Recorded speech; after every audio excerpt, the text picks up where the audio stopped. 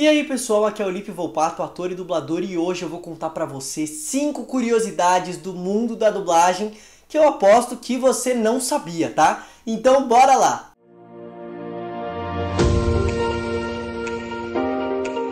A primeira curiosidade de hoje tem a ver ali com o modus operandi, como é feita a dublagem, né, dos estúdios ali, como é que acontece, qual equipe que é formada. Eu vou falar pra vocês. Primeiro, nós temos 3 pessoas, né, ali no padrão. O primeiro é o diretor de dublagem, que é o diretor artístico. É quem escolhe quem vai fazer as vozes, ou se existe o teste, quem vai fazer o teste pra fazer aqueles personagens, como é que é o ponto de vista dele da história. Então, por exemplo, se eu tô numa cena, dublando uma cena, e eu faço um personagem muito bravo. Você entendeu, velho? Você tá brabo? Eu tô brabo, mano. Por quê? E ele acha que ali o personagem, olha só, Lipe, tá bom, tá ótimo, você fez ele bem bravo, mas eu acho que ele tá menos bravo aí, pode fazer menos bravo. Então, ele que dá toda essa direção, ele que diz o que é melhor e o que não é melhor. Por quê? Porque é a pessoa que vai ver todo mundo gravando, ele escolheu todo mundo, ele viu o filme, a série antes pra chamar essas pessoas, então ele sabe ali, ó, 360 tudo que tá acontecendo dentro daquele produto, tanto dentro quanto fora, né? Prazo, pronúncia, essas coisas todas. Então é a pessoa ali que é o diretor. Então ele que dá as orientações, passa, tudo é conversado e tal, mas a palavra final é dele. Então é o diretor de dublagem, é o diretor artístico. Depois nós temos uma função também que carrega tanta responsabilidade quanto o diretor, que é o técnico de som, o técnico de áudio. É a pessoa que está ali só para ver o áudio, para prestar atenção. Então ele também tem que saber um monte de coisa, tanto dentro quanto fora. Se a captação vai ser a padrão, como é usada sempre ali, se a configuração do software, que eu não entendo nada, mas eles entendem tudo, como é que tem que estar a configuração, se tem que ter uma configuração específica, o que ele tem que prestar atenção, ainda mais agora com o Home Studio, é um trabalho em dobro para eles, porque eles precisam ajudar a pessoa a ter um som bom. Então, se a pessoa tá com uma configuração estranha, ele tem que falar, ó, tenta achar essa configuração aí pro som ficar bom. Ou tipo, nossa, e aí, tá meio estranho o seu som, seu home studio, como é que é? Então eles também têm que prestar atenção nisso, tem que ali prestar atenção no som do home studio das pessoas com esse modo remoto que existe hoje também, além de outras funções, né? Que eles entram dentro de um software também para que a gente possa dublar remotamente. E além disso, tem alguns trabalhos específicos que você usa um microfone diferente, o cliente pede um microfone diferente. E aí o técnico tem que ir lá configurar esse microfone, e se ele não sabe usar esse microfone, ele tem que aprender a utilizar esse microfone. Eu já gravei algumas coisas, tipo games, séries e filmes de cinema principalmente, onde você usa um microfone diferente. Às vezes é um microfonezinho sensívelzinho que você coloca na testa. Também tem game, acontece muito isso, você capta com 2 microfones para ter o principal e o de backup, se desse barulho. Então ele é responsável por toda essa parte, então ele tá lá concentradíssimo nisso, entendeu? Então tem o diretor e o técnico de áudio, porque são funções muito importantes e você tem que estar focado só naquilo. Então o diretor artístico é só na emoção, na intenção, na história, e o técnico de áudio também no som, se deu barulho, se não deu, se tá legal a captação, se não tá, e também o técnico ajuda a sincar, ele faz esse ajuste fino para que a nossa fala fique bem na boca do personagem. E aí, por último, tem o dublador, que é a pessoa que vocês já conhecem, né? Já conhecem mais que tudo. Tá lá dentro do estúdio, tem o microfonezinho, ele dá fala, tem o texto, tem que passar emoção, tristeza, raiva, tem que manjar muito disso e encaixar na boca, hein? Tem que sincronizar, não pode fazer de qualquer jeito não. É verdade.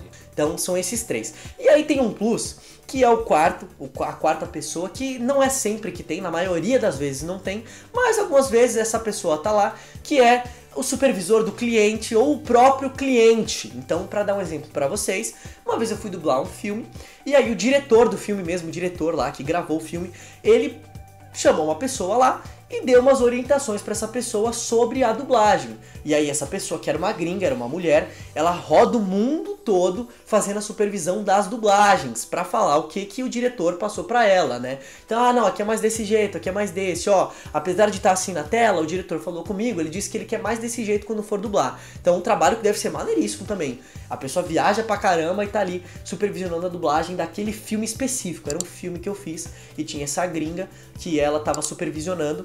E aí, junto com o diretor, né? Então é um trabalho conjunto. Essa gringa que supervisionava aí, ela conversava bastante com o diretor, com a diretora, que também era uma mulher, e aí eles iam achando o melhor caminho pra fazer cada coisa. E é muito maneiro, é um trabalho que demora um pouco mais de tempo, ele é bem delicado por ser bem específico, mas às vezes existe essa quarta pessoa aí que é o cliente ou o supervisor do cliente. Interessante, né? Vamos para a segunda curiosidade, que é: nós podemos levar o nosso próprio fone para dublar, principalmente quando a pandemia ainda estava pior, né? Agora já tá um pouco melhor, não tá 100%, mas tá um pouco melhor.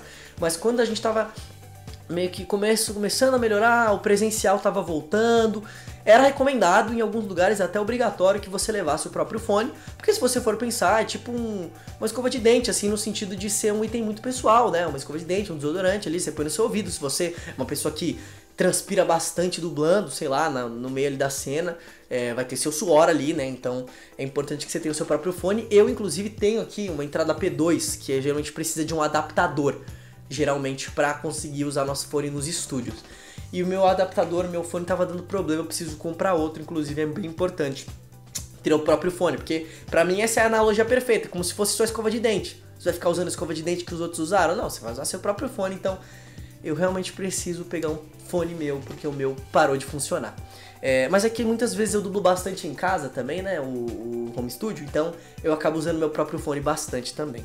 A terceira curiosidade é que alguns estúdios têm armário para guardar o celular, gente.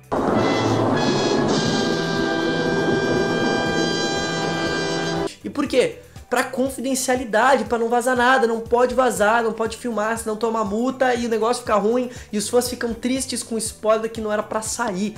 Então, cara, muitos estúdios, não são todos que tem esse armário, mas os que tem, você chega, ele já fala assim, ó: bom dia, tudo bom? Já vai dando a chavinha na sua cara pra você abrir lá o seu armarinho e guardar o seu celular. Então é muito importante, essa é uma curiosidade bem legal.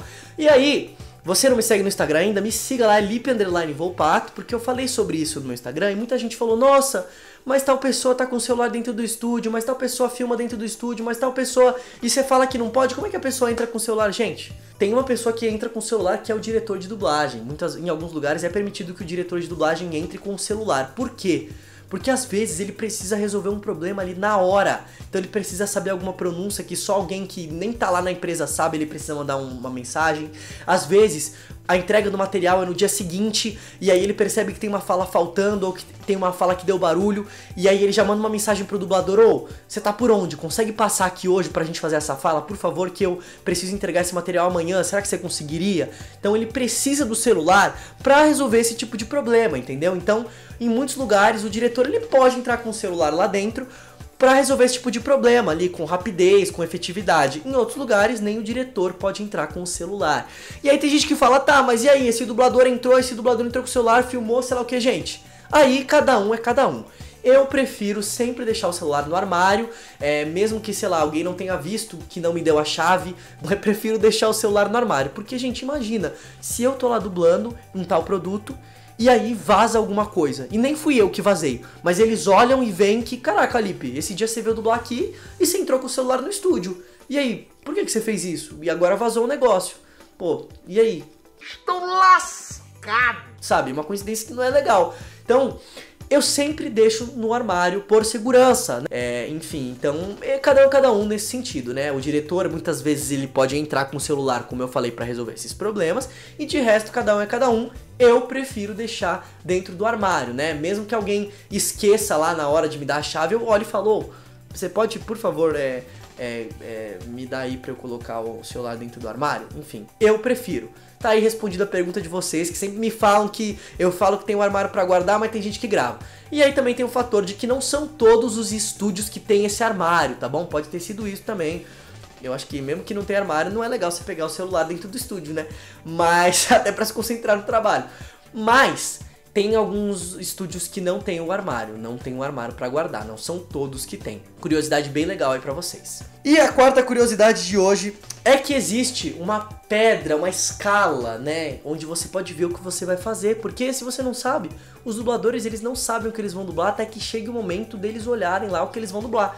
E está nessa pedra, você chega lá, antes eles usavam folha, mas hoje em dia ela está numa TV, onde você tem o seu horário, né, da 1 às 2 que você marcou, aí tem seu nominho lá, dublador, Lipo Pato, aí tem o estúdio 3, aí tem o diretor, o nome do diretor, aí tem a quantidade que você vai fazer de trabalho. E muitas vezes também tem o nome da produção, em alguns lugares tem o nome da produção ao lado pra você ver o que você vai fazer. E aí já fica óbvio que você também não pode tirar foto dessa pedra, né? Porque tem o nome da produção lá, é confidencialidade. Então é bem legal, cara, essa pedra é muito maneira. E aí às vezes tem uma corzinha pra cada estúdio, aí tem uma cor pra saber se a escala é presencial ou se é remota, né, em home studio. Então é muito maneira essa pedra também, assim que a gente se localiza quando você chega no estúdio pra saber o que você vai fazer, pra você não ficar perdido. E em quinto lugar, uma curiosidade, existe uma coisa chamada ME, aí a galera do áudio de novo, músicas e efeitos. Então, pra dar um exemplo pra vocês, às vezes, eu não sei arrotar, eu sei assobiar, eu não sei arrotar. Já chegou vezes que eu fui dublar algum desenho, algum programa muito doido e tinha um arroto gigantesco. E esse arroto, ele já colocaram um reverb nele, ele já foi tratado pra ele ficar mais legal, mais interessante. E o que acontece? Ele está na ME, então o diretor pergunta pro técnico de áudio, esse arroto tá na ME? Aí ele fala, sim, tá nos efeitos aqui. Aí fala, não, então não precisa fazer o arroto que tá nos efeitos. E geralmente tá nos efeitos, principalmente quando é um arroto bem exagerado. Então músicas e efeitos é um pacote ali de músicas e efeitos, como diz o nome, que não vai ser dublado, porque já está pronto, ele já foi tratado, já foi, sei lá, mixado, algo desse tipo, pelo cliente que mandou o programa para ser dublado. Então, se tem alguma música que ela tá na ME, ela não vai ser dublada. Se tem algum som que ele tá no efeito, ele não vai ser dublado. Então o diretor vira e fala, como eu disse, esse som estranho tá na ME? Aí o técnico olha lá, sim, tá na ME. Aí ele fala, não precisa fazer não, então vamos pra próxima parte que isso aí não precisa fazer. Então, é legal essa curiosidade também, né? É isso, gente, essas foram as curiosidades, mas não fecha o vídeo não. Faz o seguinte, eu respondi essas curiosidades a partir do que vocês queriam saber. Então, me segue no Instagram, Lipe_Volpato, direto eu boto caixinha lá, você pode responder perguntando, mandando uma curiosidade, ou aqui no próprio vídeo do YouTube também, que eu vejo por aqui. E não esquece de deixar o like e acompanhar, porque vai ter muito mais conteúdo sobre dublagem. É isso, valeu, gente, e até a próxima!